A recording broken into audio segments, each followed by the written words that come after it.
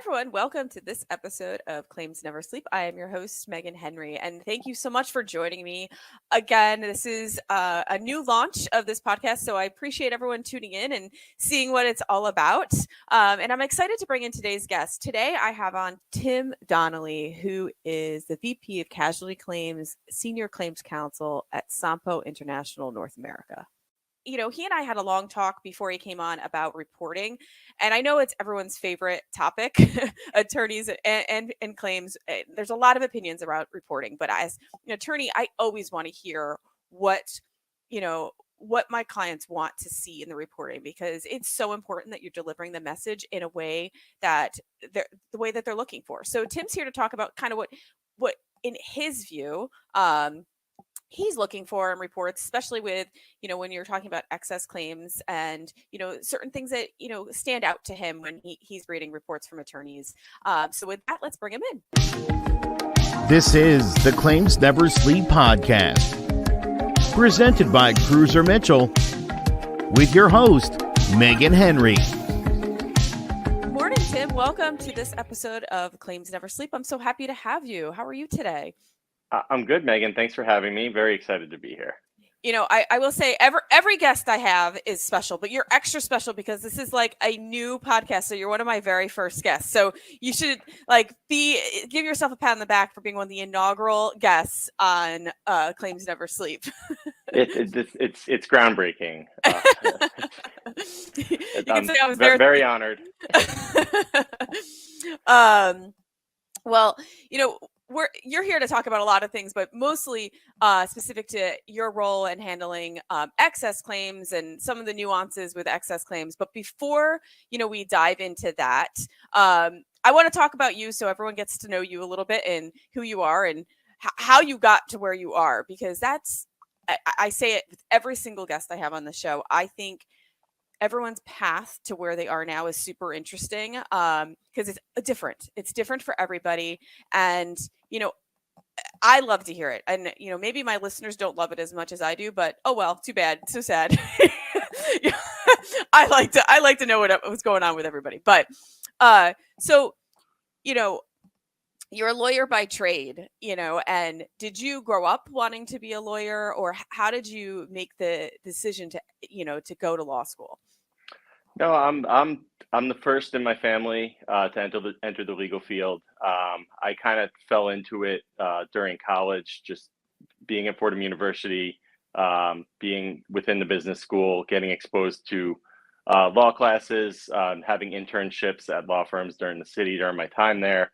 That was my first exposure to the field of law and what practicing would look like. And I saw like-minded people to myself. I saw a fit there. So it was really a more natural progression that I ended up applying to law school. I wanted to stay in the New York area. I grew up on Long Island. I was lucky enough to get into Brooklyn Law School, spend my time there in Brooklyn Heights, and law clerked at an insurance defense firm, which was a precursor to the future for me.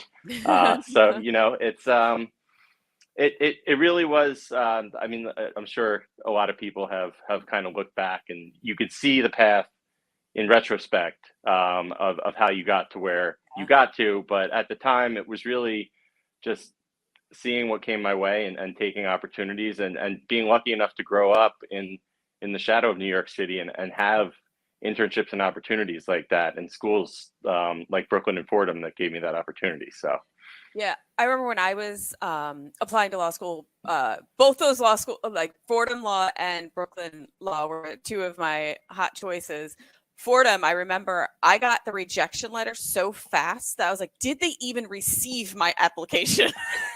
It was like they decided in transit, nope, not coming. Brooklyn, I did get into it. I did actually really consider going there because I love the location, and I thought it was like a great opportunity location, and at that time I really wanted to be in New York, and then I didn't end up there, but I shared that similar feeling that I wanted to be in that space. And maybe it was just because after graduation from college, like it was everyone wanted to be in New York, and maybe I felt like I was having FOMO and I wanted to be there too. Yeah, well, it's there's a lot here. I'm still here. I'm in the Manhattan office today. This is where I work out of, and so I still get the benefit of experiencing the city most days of the week when I'm here. Yeah, good and bad, you know. Yes, exactly. Well, we're right across from the tree here, so Oh, well, that's most of the nice. past couple weeks has been the bad end of it, and just Yeah. dodging tourists. Yeah, I So guess I say, "Oh, that's nice," but that's probably actually terrible. yes, no, it's not where you want to be at this time of year. No. Oh man, I remember we went up a few years ago. Like I think we went up the day after Christmas, and it was I mean, one of those things you have to do, and the kids thought it was like great, but I remember being like, "Oh, this is just terrible." Yeah, you have to learn your way around the area this time of Yeah. year, and then what streets have less people than others. So Yes. So, so you go to school and you graduate and you work, you work at in private practice for some time, and you're doing mostly insurance defense. so yeah, I was doing a mix of insurance coverage and professional liability, which was mostly insurance broker, E&O. Hmm. And so that I was continuing to get exposure to the insurance industry and the carrier world. Um, I still remember the first time a partner sat me down and walked me through a CGL policy, and little did I know how much of that language I would end up memorizing in the future. Uh, but yeah, no, I really enjoyed the coverage work. It was contract interpretation to me. I enjoyed contracts during law school.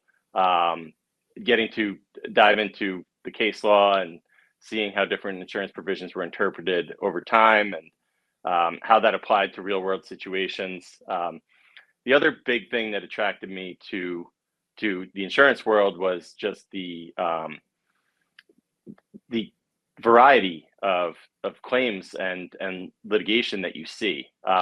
It's really, especially doing broker work. I mean, and or coverage work, you're not limited to just seeing, you know, auto accidents or trip and falls. You get to see more complex situations. You get to see situations that have partial insurance coverage and more business commercial litigation. And especially once you switch to the carrier side and you kind of step back from the day-to-day handling of the claims and looking at it from a bigger picture perspective, I really do enjoy seeing thousands of cases every year, Hmm. and really getting the big picture view of what's happening across the country in litigation and in trends, and trying to manage that and work a best result for my company out of that. Yeah. So, how did you come about leaving the private practice and getting into the claims arena? So yeah, I mean, there was a lot of work in the construction defect claims handling world, starting maybe 10, 12 years ago. There was an explosion of claims in Southwest and Florida. Coverage was getting broader for those claims, and there was a lot of work to be done by handlers and by coverage attorneys on um, how occurrence was going to be defined, how property damage was going to be defined, how the exclusions applied to these claims. There were cottage industries coming up, risk transfer issues. It was really, I think, ripe for the involvement of a lot of attorney handlers. And so I was part of a hiring wave at a major carrier that Hmm. resulted in me being part of a great hire group around a lot of smart, motivated people who were insurance focused, and we're working on trying to get our arms around this industry. And so that was my first exposure to claims handling and the claims world. And I've been here ever since. In 2017, I joined Sompo. Sompo was expanding their construction practice. I'm currently head of the construction casualty group here. We handle primary and excess casualty claims, property damage, bodily injury, anything really that comes out of a construction site. Most of our work is across the US. A lot of building in Florida still, a lot of building in Yeah. California, Illinois, Massachusetts. Um, But yeah, what I really like about my group is we handle claims, a lot of wrap-up claims and a lot of claims that are from the beginning of construction through the completed operations phase. So we really get to know the project from the beginning and work with the insureds and the contractors throughout the life of the project, develop relationships with them, and really get to see a variety of different exposure and risk that comes out of this, which I think is very beneficial to our underwriting groups here at Sompo. I think that we pride ourselves on the feedback that we give to them and the trends and the experience we have in the construction industry, but also to the insureds as well, in terms of being able to communicate with them about different aspects of the project, different claims at different time periods, having resources available for them, considering that we have the same group handling the claims, regardless of whether it's a construction defect claim 5 years after completion of the project or a trip and fall on day one of the project. It's the same people that are handling the claim. So, and also that's important too, because you really develop a true understanding of that insured business and their projects, and you kind of can anticipate, potential risks and, guide them along to, avoid or mitigate those risks ahead of time before they become an issue. I mean, even on a more granular level, like we sometimes during a construction defect claim, we'll know the name of a project manager who was in charge of a specific scope of work because we worked with him on another claim. And so we can tell defense counsel, this is the person you need to talk to, because he was involved on this claim with regard to this scope of work. And it's really, I think it's a good model, and we've had success with it. So I really like working that way. I think the wrap-ups are a great product. They are something that allows us to forego some of the usual risk transfer, contractual indemnity battles that occur between contractors and take a more unified approach to third-party liability. It's something that when it works well, it works really well. And our group is very experienced in handling those claims. So that's been great for us. And when you say the wrap-ups, because not everyone listening might be familiar with what exactly that means. So what is the wrap-ups? Because that sounds like an internal phrase. So it's so a lot of, especially high-rise construction, condominiums, commercial towers are insured through owner-controlled or contractor-controlled insurance programs, also known as wrap-ups. So basically all the contractors share liability insurance, and there's no need to tender additional insured claims amongst each other or tender contractual indemnity. It's the same insurance program regardless of whether the electrical contractor or the plumbing contractor is liable for the loss. It's going up the same tower. It allows general contractors and owners to be sure of the liability insurance that's in place because they know what the terms are, what the exclusions are, and it allows claims to be handled in an expeditious manner in terms of, again, not having to spend time pointing fingers at each other and really get down to just adjusting the damages and liability for the claim. Yeah, and I mean, think about it, like the finger pointing can be lengthy and costly and hold up, resolution of a third party claim, because the deck actions alone with that can take forever. Oh, absolutely. It's actually sometimes you'll appreciate this on the defense side. We come across plaintiff attorneys who are not used to these products at times, and they will sue numerous contractors because their goal is to trigger as many insurance policies as possible. So, and they want the finger pointing, they want the infighting, they want us to essentially prosecute their claim for them, and they want a general contractor to expose a subcontractor's liability for an injury.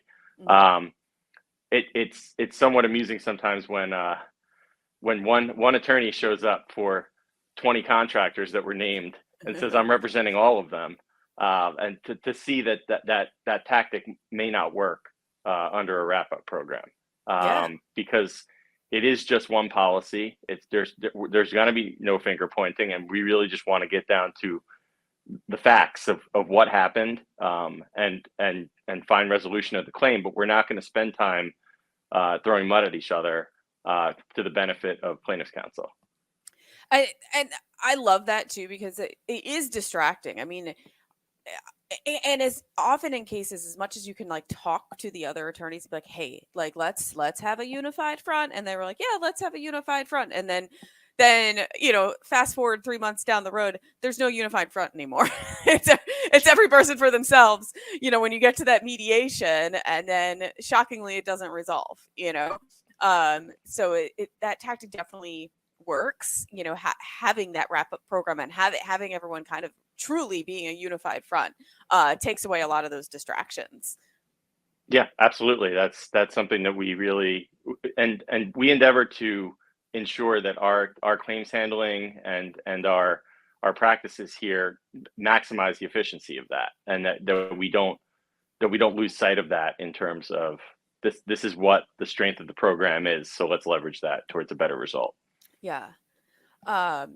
So let me back up though for a second, because this is something I'm always interested in hearing too. Going from, you weren't in private practice a terribly long time, but it is still an adjustment. So how was that adjustment going from private practice over into the carrier side? Because the one thing that when I've talked to people, one of the things that they've commented on is it's a hard mindset change, because when you're in private practice, like you're a bill generator, you pay for yourself, and then suddenly now you're moving to the carrier side and you're like, oh, like it's hard to shift away from being like, okay, I put X amount on the board, like I'm good today, and it's a hard mind shift change. So how was that for you? Yeah, I mean, I don't miss billing time. I'm sure you don't. But yes, old habits die hard sometimes. You do. It did take some time to get a sense of what a quality day would be, in terms of pendings are large at large carriers. Mm-hmm. So it can get overwhelming, especially to somebody stepping into a claims handling role, to look at 150 lawsuits on your desk and not want to be proactive on every single one every single day. So getting into the rhythm of setting diaries, knowing which cases need attention at which time, knowing how much attention to give them. I mean, I'm sure that the defense attorneys definitely appreciate it because it's billable time, but claims handlers can schedule conference calls every day if they want to go over different aspects of the case and brainstorm. I mean, so it's not like there's not work that you can do. There's always work that you can do. There's always strategizing and discussion that can be had. There's investigation that can be done. So there's definitely adjustment into getting the right rhythm and finding the right partners to work with externally that work on the same wavelength as you, to know that your files are in good shape, and that you're doing what needs to be done to protect the insured, and also to maximize resolution opportunities. So there's definitely an adjustment. I think that there's also a lot of education in terms of how a carrier works, and how internal business partners are structured, what that looks like, what they expect out of claims, how to communicate, most importantly, with internal business partners. I mean, especially as an attorney, and within a claims organization, I mean, you have your own language. You've seen a lot. You've seen a lot of claims. You've seen a lot of trials, settlements, etc. So there's an innate sense that has to be communicated more intentionally when you're communicating that to actuaries or underwriters. They don't have the same knowledge base that claims or lawyers have. So they may not understand the distinction between negligence and gross negligence if you just casually mention it. It's something that that you need to make sure that you're paying attention to, and you're understanding who you're communicating with. So that Yeah. absolutely is a learning process that you go through at the carrier. Yeah. And I imagine, it's probably some trial and error too. I'm sure you may have learned almost the hard way that, an underwriter might not know the difference between negligence and gross negligence, because you might just presume that they know, and then you find out later, oh, I was talking the talk, and they were being polite and nodding. Because, like, look, don't we all like suffer from that? No one wants to say, oh, I don't understand what you're talking about. You're like, okay, yeah, I'll figure that out. Yep, Yeah. totally get it. Well, and you know what? This is something that I see it all the time, and I saw this when I was at the firm too. I mean, it's really a matter of kind of coming up for air when you're working on a case, and it can happen whether you're on the carrier side or whether you're the primary defense attorney on a file. I mean, you get so acquainted with the parties involved, the fundamental facts, like what happened, who the big players are, who the small players are. And when you're briefing somebody new on that case, there are some things you don't even realize that you're skimming over, because to you it's, oh, that's that contractor's involvement in this claim was settled long ago. But to somebody new, it's, oh wait, there's another party who might be at fault here. Yep. Let's spend 10 minutes talking about why they're not at fault. And it's no, we maybe it's as simple as we confirm they weren't even there that day. And that was done years ago. But if they're on the caption still of the lawsuit, and somebody sees them there, you have to be prepared to address that question. And so, I mean, I think this is kind of going to go into a little bit about what we talk about later, but it's really getting that perspective and getting yourself, stepping out of the case for a second yourself, and looking at it from the perspective of who, if I didn't know anything about this case, what would I need to know?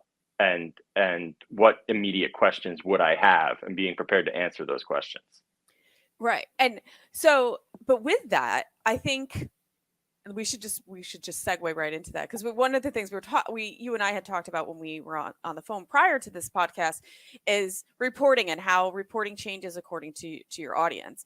But I think with that, it's almost anticipating who's reading the information and what questions they're going to have from their own perspective, because an underwriter is going to have different questions compared to, the chief claims officer might have different questions. So let's talk a little bit about that. Like, how do you go about presenting something to, say, an underwriting team that's different compared to, a roundtable of peers or other adjusters or counsel who evaluate claims in a similar eye as you do? Yeah, so I mean, it's a great question. Really, when we're discussing things within the claims team and the legal framework, there's a lot of ensuring that the due diligence was done on every issue, and really kind of going through a checklist, almost like you would when you're taking a deposition of somebody, and making sure that you hit every topic that you need to hit and get on the record. When we're roundtabling a claim, and it's just claims people or attorneys that are in the room, we'll go down every aspect of liability and damages, applicable joint and several law, what kind of comparative or contributory negligence we're talking about in the jurisdiction, who exactly the plaintiff's attorney is, what the venue is, who the judge is.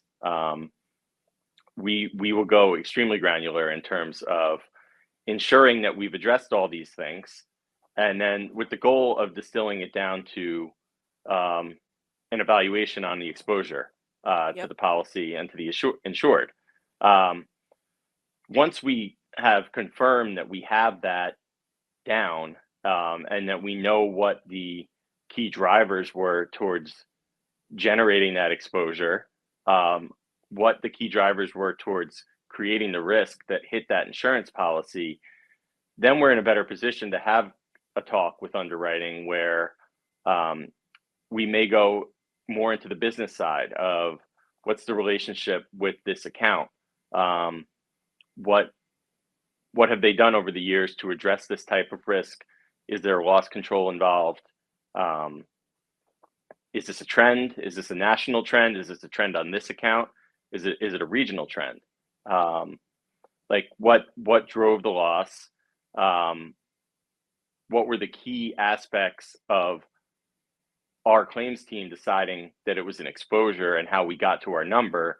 But it's not necessary to give them everything that we went over necessarily, because it may not have been important at the end of the day who the judge was on the case. But we did have to do that from a due diligence perspective and look at that. But ultimately, we may have decided that regardless of whether we had the best judge or the worst judge, we'd be settling this claim for the same value that we are today, because that was not something that really drove the exposure. So, and look, this is something that I think I like getting my team in as many of these meetings as possible, just to see the questions that are asked by other business partners. Again, either external or internal. We work with reinsurers. Reinsurers have different questions than underwriters, who have different questions than actuaries. And seeing these questions is what allows you to anticipate them later, because they are naturally going to be the types of questions that you're not thinking of necessarily as a claims handler or an attorney. That you're more focused on what your role is and the information that's important to you. But you do have to take that step back and say, okay, well, here are the questions that ultimately the business wants answered, and try and approach it from that perspective. So let's like backpedal a little bit, because obviously a lot, like, me as a defense counsel, I want to know how I can write a report that is going to best serve the reader, right? Because you don't want to be the one that misses the mark, because that makes you look, inadequate, or like you're not anticipating. But so, in your role, like say you have a claim, you're on the excess layer. What are you looking for? Like, what are the highlights that you're looking for when you're getting a report over from your defense counsel, whether it's an excess claim compared to if it's a first party claim? Because you're looking at it with a different eye, right? So I'm curious to see what highlights that are important to you. Well, so the first thing, Megan, is I think this is underappreciated by a lot of firms and a lot of attorneys, especially young attorneys. The best marketing that you can do is effective reporting. Mm-hmm. And I think the best part of it for the firm is it's actually something that you can bill for, and make money while you're doing it. But it's having effective litigation reports. I mean, this is, in the insurance defense industry, ultimately that is the product in a way, that you're delivering. I mean, this is, you can email over all the deposition transcripts in the world, and you can send over the excellent discovery demands that you made and the responses you got, and you can send the underlying information, which that is critical to do at times too. I mean, we have claims where I want my claim handlers to be looking at the source material and getting their own impressions of what did the plaintiff sound like in their deposition, and what are they going to come across as, and doing their own independent interpretation. I think that's important for the industry to have defense attorneys and claim handlers both giving their own impression on what's happening, because they have different expertise and they have different views on it. But at the end of the day,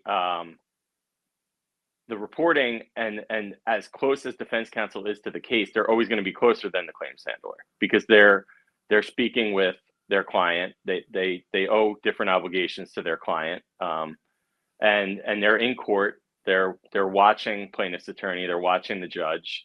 They're at every deposition, getting the feel for the room, and that story can be told through the litigation report. And that report is it's really a key work product and a key first impression or second impression or third impression of your firm.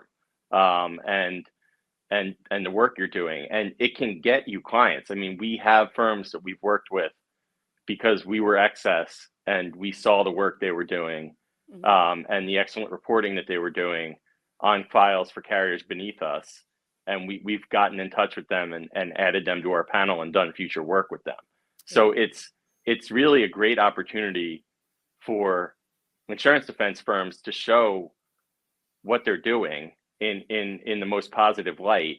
And so, yeah, I mean, I think just to go back to some of the topics we were just hitting on, I mean, first of all, knowing your audience. When you're talking about excess carriers getting involved, it's a broader audience. It's also an audience that could have multiple carriers involved, especially on some of these programs. Some of the higher risk programs are going to have lower limits, lower in the excess tower. So you might have $1 million policy followed by a $2 million policy, followed by another $2 million policy, followed by a $5 million policy. So your first 10 million, you've got 4 adjusters that you're reporting to. Start to factor in just turnover in the industry, different practices at different carriers. You may have claims handlers that are switching mid-claim, especially if a claim is taking 2 to 4 years to resolve, which, again, that's more likely if you're talking about a claim that's going to resolve in the excess layer. Those claims usually have a longer shelf life because the plaintiff's attorney, their demands may be beyond the insurance tower, that they may be beyond where the reasonable settlement range is. And so the case is not resolvable within the first 12, 18 months of litigation. And so, first of all, there's a lot of backstory to be told as you get these adjusters up to speed. And second, I think there's a lot of kind of between the lines that can be highlighted, and it can be highlighted in a way that gets a message through in the right way, that this is a claim to pay attention to. This is a claim to escalate. It's not enough to have a conclusion, I think, at the end that says here's a value on it. I think the report has to be consistent with itself in terms of this is what we're seeing, like this is the case, and it should have a message up front, and it should be consistent throughout, because that inconsistency or maybe even just sections of the report that were not updated, maybe the executive summary and the conclusion were updated, but there are conclusions within a deposition summary that were not updated that are contradictory to now what we think of the case. That type of inconsistency within a report in and of itself can lead to questions and delay and distrust of the reporting, and can inhibit resolution of the claim. So I think it's important to look at this as not a litigation requirement imposed by carriers that's extraneous to the quote unquote real work in the courtroom or in the deposition, but it's as important as anything else that's being done by the firm, to ensure that the decision makers at both the client, the insured, and the carrier are fully apprised of what's happening on a case. Yeah.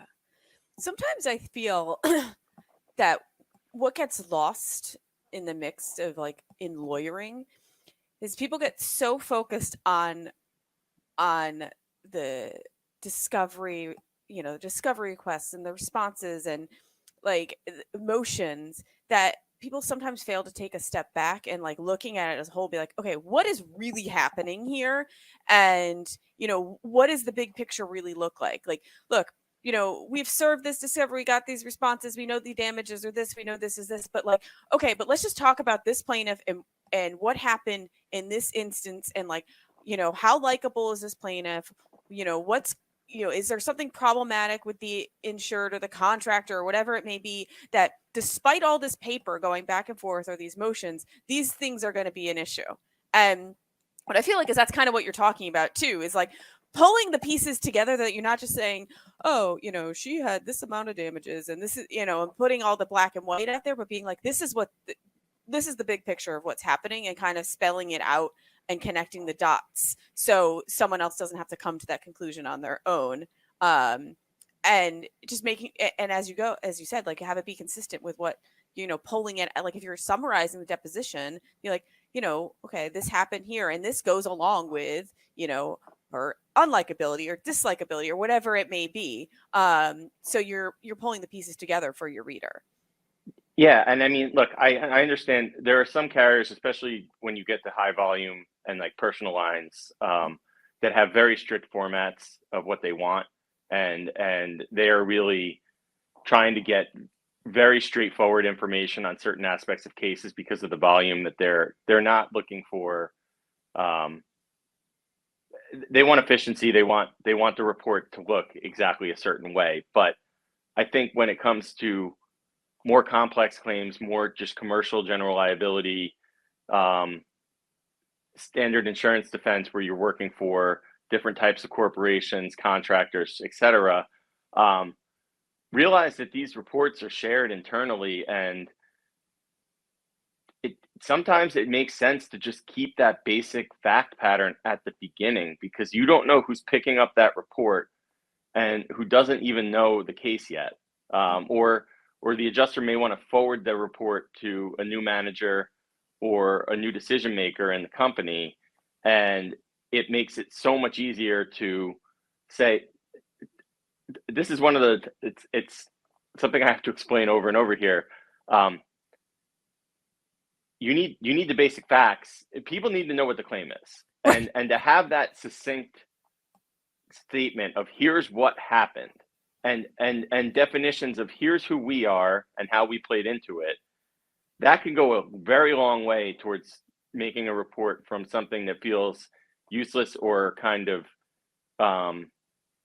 a burden to read and pick through, to, okay, that those two or three sentences gave me the context I needed to at least start to dig into this. And especially if you, as defense counsel, know this is what you need to know about the case. If you're not going to know anything else, is that you need to know this. This is the key reason why our insured is going to be liable for this case. That it's got to be delivered up front, because you're shooting yourself in the foot a little bit by burying that on page 4 or 5, or leaving it out because, no, this report is just about these 2 depositions that went well for us. It's got to be led with, and it's got to be reiterated. Again, especially where I see it a lot is where there's an excess carrier in between us and primary, and there's been turnover, and there's somebody new on the claim, and things need to move. And a lot of times claims handlers can kind of take that on themselves, and through a phone call say, hey, look, let's schedule 30 minutes and I'll get you up to speed on what you need to know about this. And that kind of personal connection can work to do that, but it really is effective if it's supported by strong reporting, especially within a single report. I think that is something that can go a long way towards a file, kind of greasing the wheels towards resolution and making a file move quicker. Yeah. So, yeah. Well, and also, I mean, from the attorney standpoint too, there's attorneys turnover as well. So, I mean, like, I remember so many times having to pick up a file that, someone else had. And the first thing you do is look at the reports. Like, like you're going to look at the reports, like, okay, this is what's going on. You might not necessarily take everything on as 100% truth. You might want to review everything yourself, but at least it's a first step. You're like, okay, this is what's happened. These are our evaluations thus far. Do I agree with them? Is there a change? But it at least gets you started in the right spot. Yeah, it's the same on our end too. I mean, the report is not the be all end all. It's not all that is required to evaluate the claim, value the claim, make a recommendation on the claim, but it gives you the context, and it's a great starting point towards then reviewing the rest of the file, especially if you have those key facts, key players in mind, they're going to stick out to you as you go through the rest of the file. And so, again, that's just it's a way that it can really, when done properly, expedite things, because it's again, if defense counsel sends over 10 depositions and they get dropped into a folder in the claim file, and there's a new adjuster on the file, and they've got to decide, what am I going to spend my time going through this? If there's a litigation report that's not really making it clear who the key people are, then it can be a more daunting task, and it could be a task that may have to be spread out across a couple of days because they might need to go through all those. Yeah. But if it's clear that these are the three that we're relying on to really determine liability, then those can be prioritized, and maybe those will be enough to at least escalate a claim to another level and get it on a list and get it moving towards something, because now that's been properly escalated from defense counsel to adjuster. So yeah. Do you think, and this is just something I sometimes think about, do you find that sometimes counsel is hesitant to report 100% what they're thinking because they're worried about giving bad news? Because I get the impression that a lot of attorneys are like, oh, like they always want it to sound good and they don't want to deliver bad news. And it's doing them a disservice, by kind of like trying to be like, oh no, but it's fine. It's fine. It'll be fine. Rather than being like, this is a problem. And this is the problem we're going to have to deal with. But like, is that some impression that you might get, that sometimes attorneys are like worried about like being the bearer of bad news, and that is ultimately going to shoot them in the foot? Yeah. I mean, I think it's a natural instinct. I mean, it also has to do with, and I think this is something that's important to do, is to get to know all the handlers that you're reporting to at the excess level too. Even if they're not paying your bills, they're not the ones who retained you necessarily, but develop a relationship and a rapport with them to the extent that you understand what not only what they're looking for, but they can understand in terms of what you're strengthening on the case, what you're looking at as the pros and cons on the case, and also to your point, I think that can assist in making the attorney more comfortable in being candid in a report. I think one thing I've seen in reporting that is frustrating is going through in detail affirmative defenses or alternative defenses that really are going to be useless at the end of the day. It's putting it, again, it's from a due diligence perspective. Some carriers may want it. They want to see it. It may be from a firm perspective. You want to show, no, we want to document that we made these arguments and that these were defenses to this claim. But instead of putting a paragraph with the case law and the reasons why and the factual analysis why that affirmative defense is not going to apply, it may be just enough to say, we asserted this affirmative defense. We no longer think it's really going to be effective or factor into the ultimate decision by a jury on this claim. Yeah.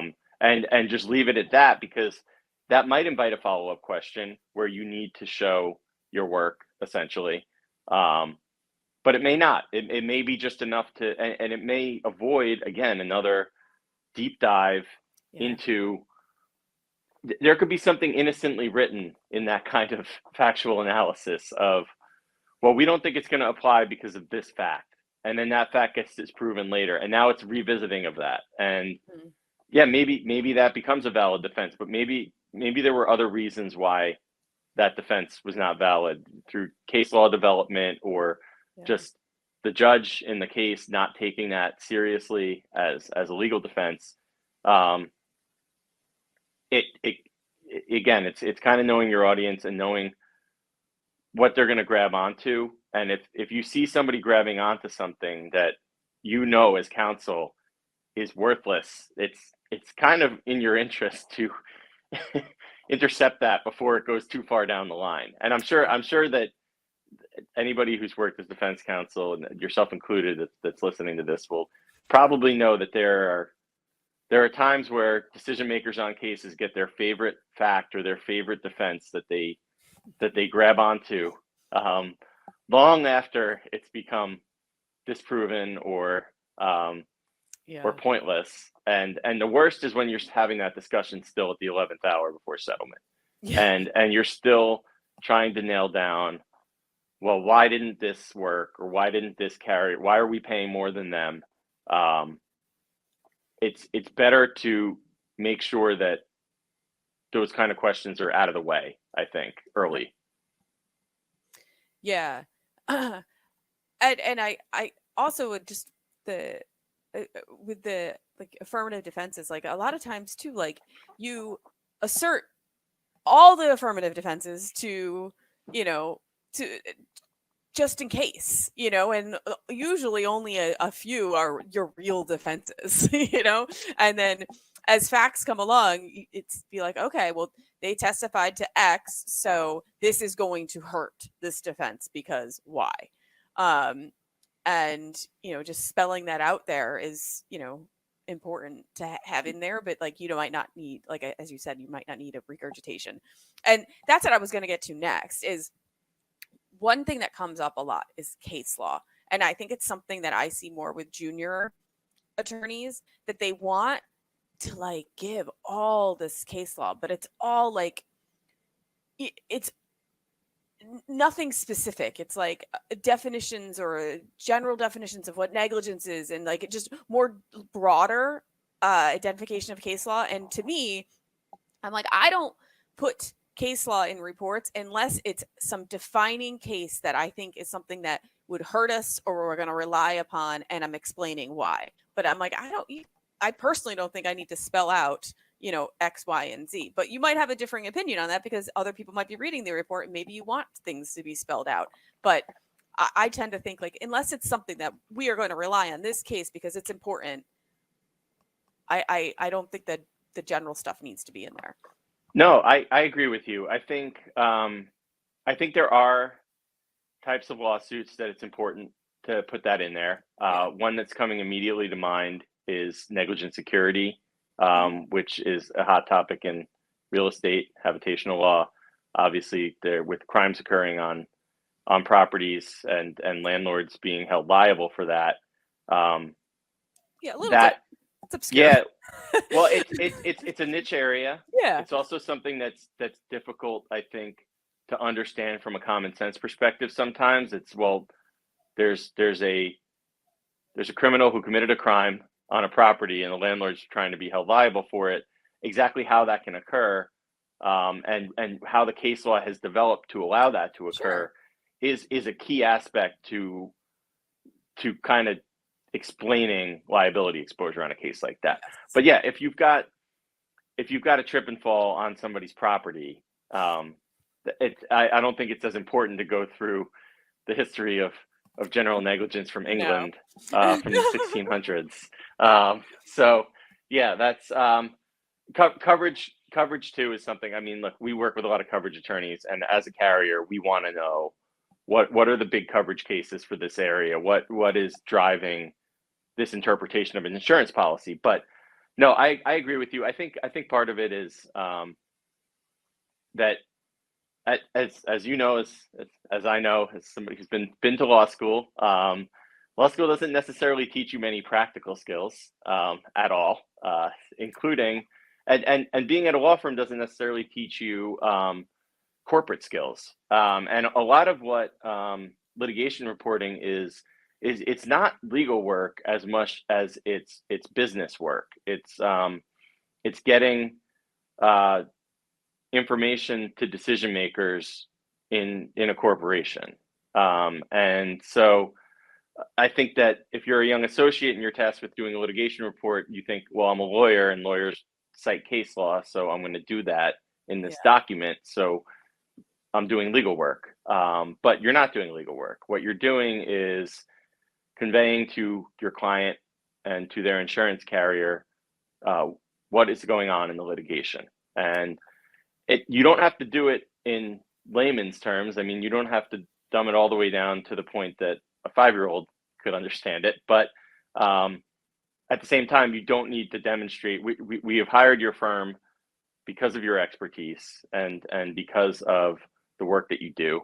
So unless specifically requested, I don't think it's really necessary to really do that application. I think it's more important to make sure that you're getting across what the key drivers are towards what you believe the resolution will be of the case, and then where those could change, what's coming up, what is still to occur.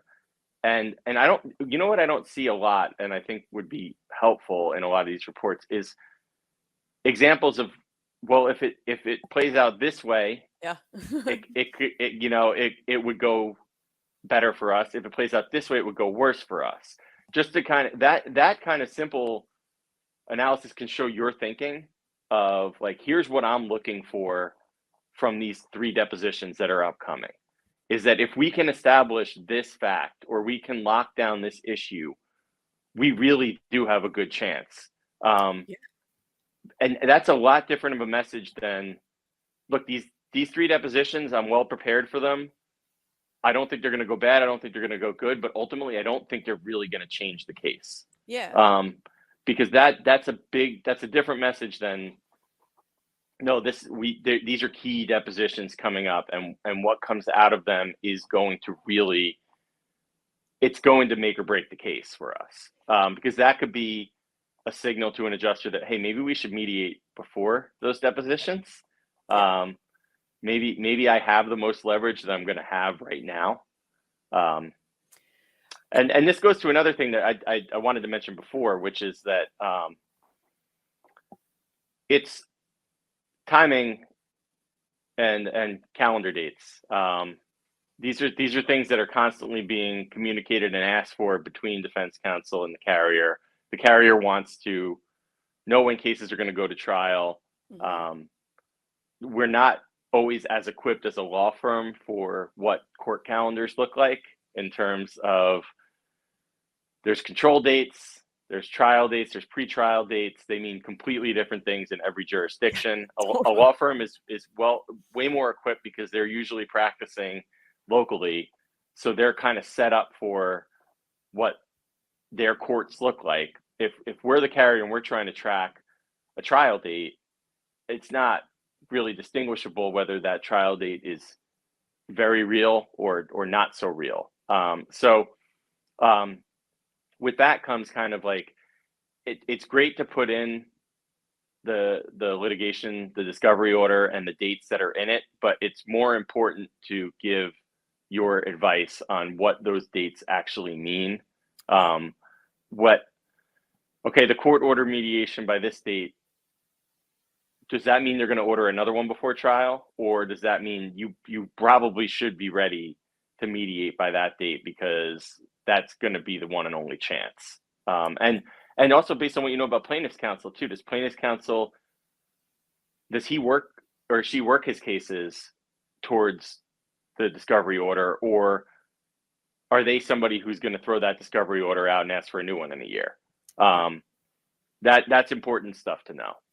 Yeah, and because it's so true though, because every I work in PA, New Jersey, and those jurisdictions are so dissimilar as to how the courts operate, and even sometimes it takes me even a moment to be like, okay, we're here. Okay, now this is how this works, and so, you really have to be, the person on the ground to spell it out and not assume. And you have to know that your carrier has, matters all over the country. So you can't expect them to or to know the nuances of each individual court. Like that's what we're here for, right? I mean, we're here for a number of things, but that's one of them. Yeah. And I mean, look, it's especially with, some of the verdicts we've seen across the country, when you're working on excess files and you're monitoring, we want to know when the trial is, because that's it's more unpredictable than ever what's going to happen. And even if it's a control date or a date that may not be picked, but the judge cleared their calendar because all of a sudden they care about this case for X, Y, or Z reason. It's good to have that date out there earlier and explain that this is how it may go. But if there's a chance it's going to go, that message has to be out there. So it's important.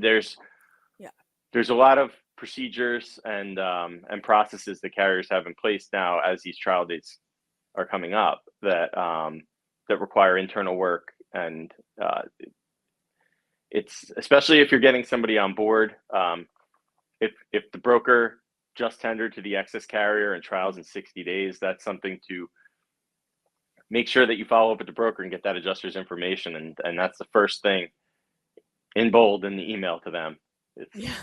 We're going to trial. I've seen the emails. I know there are attorneys who do this. It's so I've seen them, and it's message received loud and clear. So yeah. Well, especially with that, you don't want to leave anything up to interpretation. And you want everyone to know, like, okay, this is not a drill. This is where we're going. But. And, we're almost out of time, and I feel like man, Tim, we had so much to talk about. I think I might need to put you down for a part 2, because I'm like looking at my notes over here. I'm like, God, we barely scratched the surface. So, and, I think what I'm gleaning the most, though, from our talk to right now is, the importance of reporting. Part of it lies in the attorney talking to that particular adjuster as to internally what they need to make things run easier and smoother for them on their back end, right? And in their back office. And like, it's having that conversation, be like, okay, like, look, like, what do you need? What do you need? Or how do you want this to, put out to you to help you and make your life easier? And I think that's a conversation that needs to happen, and continually happen. Like, okay, like, George, we're here. Like, it looks like we're heading to, like, we might be heading to trial in like 4 months, like, or 6 months. Like, what do you need from me on my end to make, you to be able to put your ducks in a row so we're ready for that? Yeah, I think, and I think what I'd say to that is, like, obviously, there are a lot of longstanding relationships in this industry. I'm sure that a lot of attorneys and adjusters who have worked together for years have that dynamic down, and maybe it can get routine or casual and lost in the sense of when somebody new steps into the claim. I would also advise that as counsel, especially if you're working with somebody that you're used to working with, take a step back sometimes. And if it's a primary carrier, if you think this is an excess case, make sure that it's not just you and the adjuster handling it like it's a case that's going to settle. You might want to deliver that result for them, especially if you still have a chance to do it. But if really that this attorney's not going to take that $1 million limit, and I'm going to have to be in touch with an excess adjuster at some point, I think it's better for that person to be invited to all the calls. Do them formally. I mean, if the adjuster calls you off the cuff and says, "Hey, I want to talk about the case," you could talk about it, but say, maybe we should schedule a call with the excess adjuster too, and see if we can get them in here so that they're filled in on what you're thinking and what the strategy that you're trying to implement is. Because everybody here wants to get this case done for $750,000, but it's probably going to take some money from the excess policy. And so let's make sure that we're not dictating that claim for that person, that we're allowing them to get involved and start vocalizing what they need to the extent they're going to need to get that extra money to get it done. And like So sometimes too, it's like it's like a conversation you have with your, like, it might be a phone conversation with your adjuster. You're like, look, this is what it's looking like. How do you need me to send that information to you in writing? Like, how do you want me to translate it over so it can help you? Because there's nuances on both ends, right? And like, you there's nuances in how you can write it to your adjuster so they can pass it along and let excess know that they put them on notice. But you want to be on the same page. Be like, what will help you here? Like, what is the best way that I deliver this news, or deliver this information, and what kind of platter do you want it to be on? And that goes again with the relationship piece, like yeah, knowing what they need and to make their lives easier, and just having a conversation about it. yeah, and like I said, I think that's why I think this area of our industry should be viewed as an opportunity, to connect with people and show what your firm is capable of, in the best way possible to gain new clients and gain new business. I like I said, I think it's more effective than any CLE a firm can come in and do. If I see a litigation report that clearly shows an attorney that knows what they're doing and it has control of a case and has the case set up for the best possible result, I mean, it's impressive, and it's concise, and it's kind of its own marketing statement in a way. So Yeah, that is the best type of marketing, is yeah, seeing your work. yeah, delivering results. Delivering Yes. results is the best marketing you can do. Yes. Well, before we close up, I usually end these podcasts with some like a softball-ish question. And I don't want to stop it here, but knowing what you know now, what advice would you give your younger self? That's a softball question.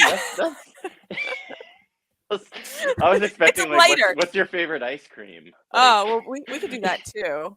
no, it's cookies and cream, but Cake batter here. I love cake batter ice cream. yeah, that's a good one too.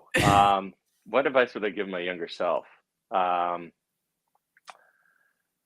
mean, I guess just to talk to people either at your office or in your industry that maybe you wouldn't expect that you need to talk to, in terms of getting an appreciation. Like if you're an associate at a firm, talk to the partner that you don't work for that does a completely different line of business, and try and get an understanding of that. Don't look at your role as, no, I'm supposed to specialize and do this and master what my managing partner wants me to do. I think it's helpful.